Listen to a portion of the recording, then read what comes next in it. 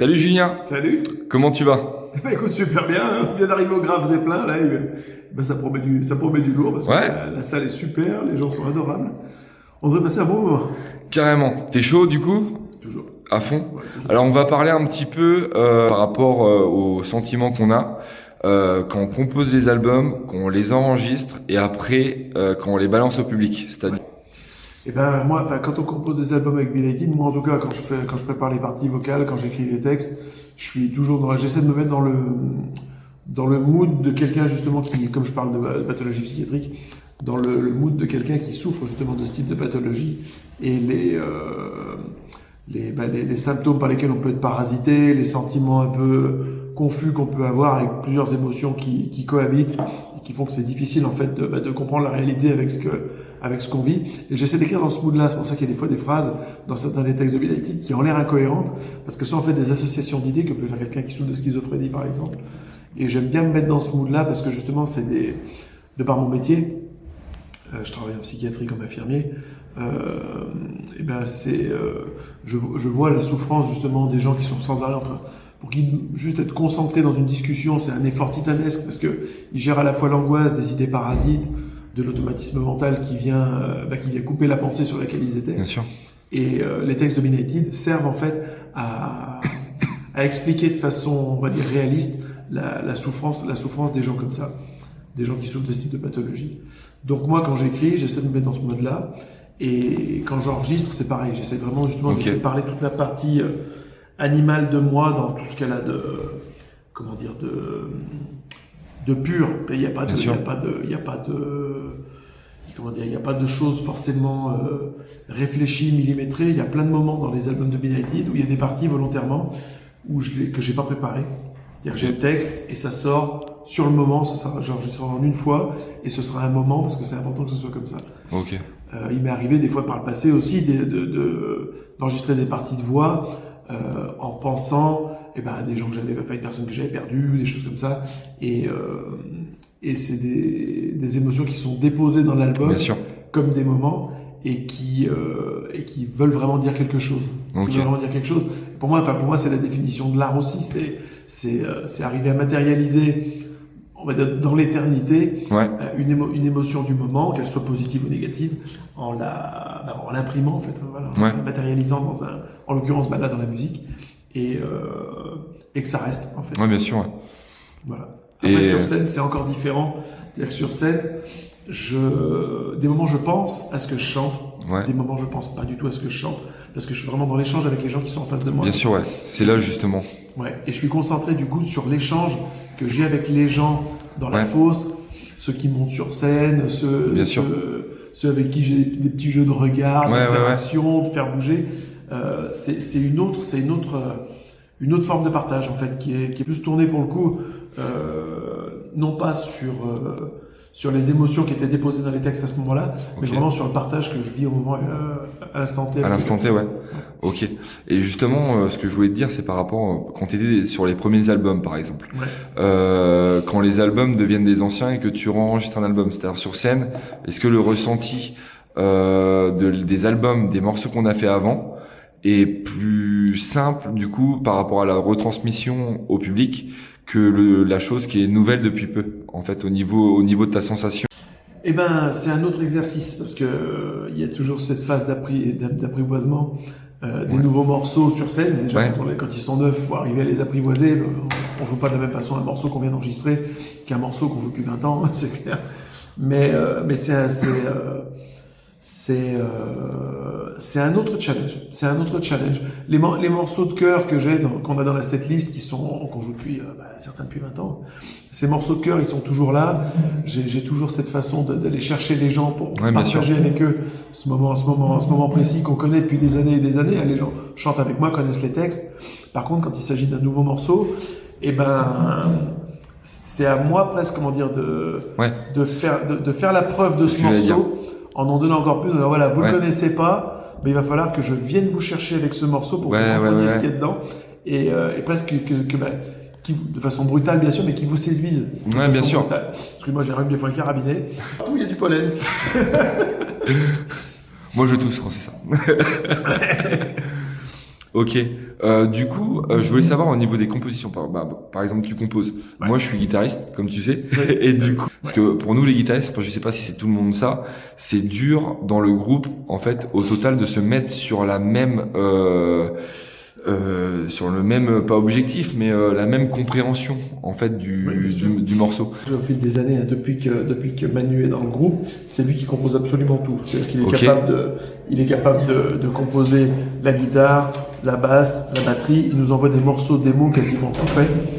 Et moi, je bosse avec, donc quand il m'envoie le morceau, je travaille de mon côté pour voir quelle partie peut servir le refrain, comment on rebosse la structure ensemble. Bien sûr. J'ajoute des arrangements parce que moi je kiffe ça, trouver des idées un peu débiles à rajouter pour que ça donne une identité au morceau en fait. Que, comment dire, faire de la musique brutale c'est super cool, mais il faut que les gens retiennent en fait. Donc il faut vraiment qu'il y ait un côté accrocheur à notre musique qui est quand même où il y a beaucoup d'infos. Et moi c'est un peu mon job en tant que chanteur justement de rendre accessibles des parties qui peuvent être très brutales, très bruitistes. Okay. Et nous on compose comme ça. Après il y a une vraie... C'est ce que je kiffe dans le fait de faire de la musique en groupe. Comme tu dis, c'est que tu pars avec ton idée du morceau et à la fin, ton idée du morceau, avec le côté malléable qui est là, avec les idées des autres qui vient, et ben ça peut être quelque chose de complètement différent qui sera peut-être encore mieux. Parce que le toi, ressenti, tu veux dire. Bien sûr, au niveau ressenti. Et puis toi, ça t'apprend à travailler aussi sur la frustration, sur le deuil, parce que ton idée de départ, dans laquelle justement tu déposes beaucoup d'émotions, quand tu as 2 ou 3 personnes qui disent non, tu vois, nous on pense qu'il faudrait plutôt faire ça, et ben ça peut être ultra intrusif en fait. Que ce soit que tu es musicien ou chanteur, ça peut être très intrusif d'entendre les autres. Nous on préférait que tu fasses plutôt ça. Ouais, bien sûr. Tu vois. Et du coup, ça te permet de travailler la frustration, la confiance avec les gens avec qui tu bosses, en fait, avec qui tu composes, parce que ça donne une certaine confiance de dire, moi mon idée, je trouvais que c'était la meilleure, mais s'ils sont 3 à me le dire, c'est pas juste pour me casser les couilles, faut que je sois capable d'entendre ce qu'ils me disent. Pour dire, non, s'ils pensent que c'est plus efficace comme ça, c'est parce que mon idée à moi, comme c'est mon idée, forcément, je suis pas objectif. Ouais, bien sûr. Et leur discours est vachement important. D'où cette histoire, tu sais, de se faire confiance dans le groupe. Et quand une ou 2 personnes disent, nous, on ferait plutôt comme ça, il faut être capable d'écouter, même si tu avais ton idée très arrêtée, en disant, mais c'est comme ça qu'il faut que ce soit, c'est comme ça que ça va être génial. Il faut être capable d'entendre l'autre et du coup, de travailler sur son relancement à soi. Pour moi, en fait, là, ce que tu dis, vous avez vraiment, en fait, gardé l'état de composition immersif à l'intérieur de vous, c'est-à-dire par rapport, je mets pas de différence, je donne pas de nom de groupe, mais en fait, il y a des groupes maintenant actuels qui se font, c'est énormément sur pas trouver la musique au fond de soi-même, mais au fond de se dire qu'est-ce qui va toucher tout le monde, etc. En fait, pas de choses personnelles. Oui, mais c'est pas, je suis old school. Hein. Encore une fois, tu vois, la question a déjà été posée et je réponds de façon relativement tranchée quand on me dit quel conseil tu donnerais à un jeune groupe qui veut commencer. C'est ça. Moi, je commençais par leur poser une question. Je dirais, tu veux jouer la musique que tu aimes et qui vient de toi ou tu veux être connu? Ouais, grave, c'est ça. Parce que vraiment, la démarche sera pas la même. Et encore une fois, il y a plein de gens qui sont pas là juste pour exprimer ce qu'ils ont au fond d'eux. En fait, ils cherchent juste les ficelles pour être connu, parce que la finalité c'est être connu. Donc le travail il est là aussi, c'est est-ce que tu fais ça pour toi parce que t'aimes ça, ou est-ce que tu veux juste redorer ton narcisse en étant connu et en utilisant du coup d'autres sentiers qui est quelqu'un d'autre school comme moi, c'est mon anticulture moi, tout ce qui est s'acheter une fame qu'on n'a pas, jouer avec les likes et des trucs comme ça, c'est mon anticulture, acheter des likes, mentir dans la promotion, c'est tout ce que je déteste. Mais il y a pas mal de groupes qui tombent dans ce piège-là, et pas forcément des groupes jeunes. Et je trouve ça triste en fait, parce que du coup ça vient un petit peu anéantir tout le travail qui a été fait en amont, qui des fois est très crédible. Mais à cause de cette nouvelle norme de promo, il y en a qui tombent dans le piège du fake. Hein. Bien sûr. Du fake, sauf que pour les ceux qui sont là depuis longtemps et qui le voient, t'es décrédibilisé très vite. Bien sûr. Il faut vraiment partir au fond de soi-même pour retourner en fait public vraiment quand on tu vas les amener. Exactement, on va les amener plutôt que d'amener juste pour faire du théâtral, on va dire le côté théâtral. Après, le show est forcément un petit peu théâtral, ça va un petit peu ensemble.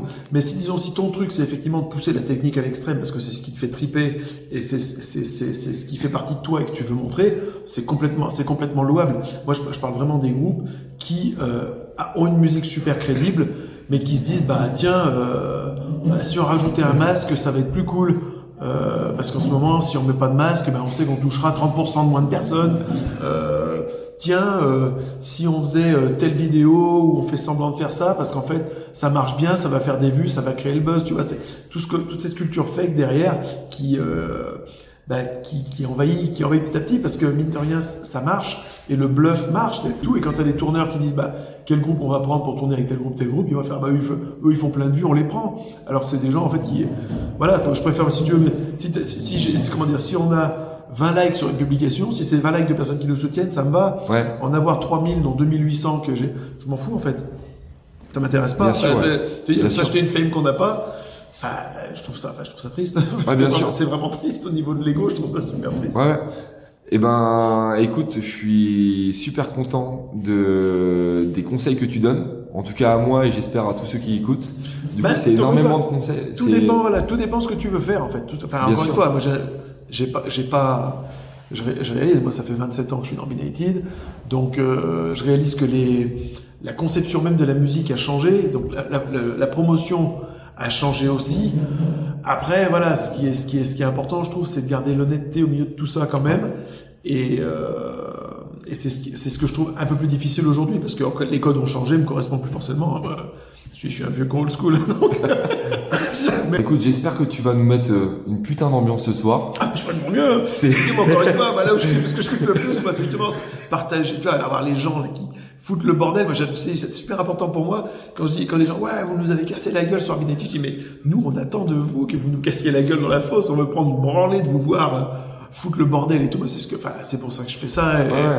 En fait, c'est comme ça que tu vois que la réaction en fait a bien marché. C'est ce que je te disais tout à l'heure en fait par rapport. En tout cas, je te remercie énormément. Merci à toi, Alex.